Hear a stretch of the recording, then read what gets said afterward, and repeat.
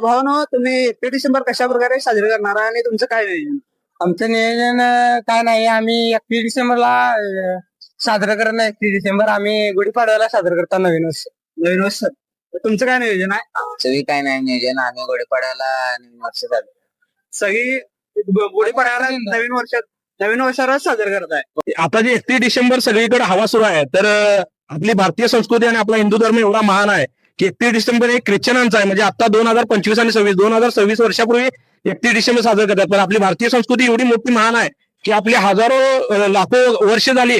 प्रभू रामचंद्र असतील, भगवान श्रीकृष्ण असतील, छत्रपती शिवाजी महाराज असतील, तर यांच्या पिढ्यानुसार आपण गुढीपाडव्याला नवीन वर्ष साजरं करतो. तर गुढीपाडव्याला आपण का साजरं करतो? तर सगळ्या निसर्गाचा नियम बघा की गुढीपाडव्याला नवीन झाडांना पालवी फुटत्या. म्हणजे निसर्गाचा नियम सुद्धा आहे की नवीन त्यावेळी सुरू होतोय. आता 31 डिसेंबरच्या दिवशी निसर्गात काही बदल होत नाही. हाय तसा दिवस येतोय आणि दुसऱ्या दिवशीचा हाय तसा दिवस उजळतोय.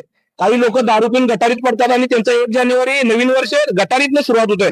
पण आपला संस्कृती, आपली भारतीय संस्कृती असेल किंवा आपला हिंदू धर्म असेल की 31 डिसेंबरला न करता गुढीपाडव्याला नवीन वर्ष साजरं केलं तर निसर्गात झाडांना पालवी फुटलेल्या आपण पाहू शकतोय.